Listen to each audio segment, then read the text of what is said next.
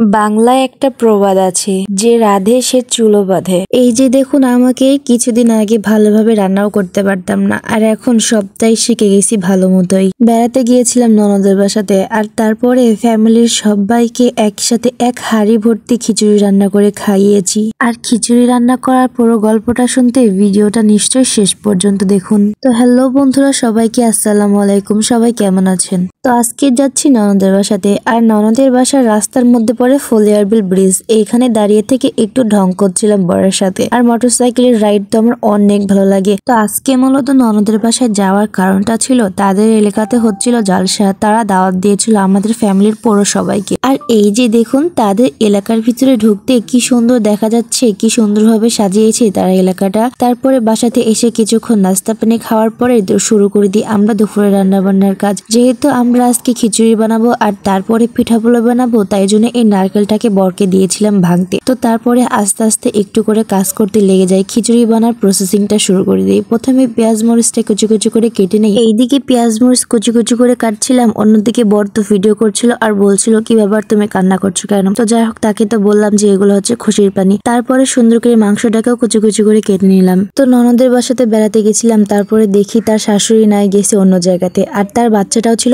অনেকটা অসুস্থ। তাই তাদেরকে বললাম আজকের দিনটা তোমরা রেস্ট করো, আমি রান্না করি খিচুড়িটা। আজকে কিন্তু প্রথম আমি এত বড় হাঁড়িতে বাড়ির অনেকগুলা ফ্যামিলি মেম্বারদের জন্য খিচুড়ি রান্না করব, জানি না কেমন হবে। আর আমি যখন এইভাবে বড় একটা হাঁড়িতে খিচুড়ি রান্না করছিলাম, মনে মনে বারবার আমার আম্মুর কথা মনে হচ্ছিল। বাবা মায়ের কাছে যখন থাকতাম, আম্মু নিঃস্বার্থপরের মতো এইভাবে আমাদের সবাইকে রান্না করে খাওয়াতো। কিন্তু এখন আর যত চেষ্টাই করি, সেই সৌভাগ্যটা আমার কপালে আর জুটবে না। আম্মুর হাতে রান্নাটা খেতে চাইলেই এখন আর আমি পাবো না। মনে মনে আল্লাহর কাছে দোয়া করছিলাম, আমার আম্মুর রান্না যেমন স্বাদ হয়, তেমন স্বাদ যেন আমার হাতের রান্নাতেও হয়। মেয়েদের জীবনটা কিন্তু এমনই হয়, তাই না? সারা জীবন ফ্যামিলির সবার জন্য নিঃস্বার্থপরের মতো এইভাবে আখার কাছে বসে বসে রান্না করতেই থাকে। আবার অনেক মেয়ের জীবন এত কঠিন হয়ে দাঁড়ায়, ঘরও সামলাতে হয়, আবার বাইরে যদি কোনো জায়গায় কাজ করে তো সেই পরিস্থিতিটাও সামলাতে হয়। আবার এত কষ্ট করে জীবনযাপন করার পরেও মেয়েদের মনে হয় কারোর কাছে কোনো মূল্যই নাই। কিন্তু অনেকেই আছে যারা মূল্য দিতে জানে। এই যে দেখুন, আমার বরকে যতক্ষণ আমি এইভাবে চুলার পাড়ে বসে বসে রান্না করছিলাম, সে আমার সাথেই ছিল।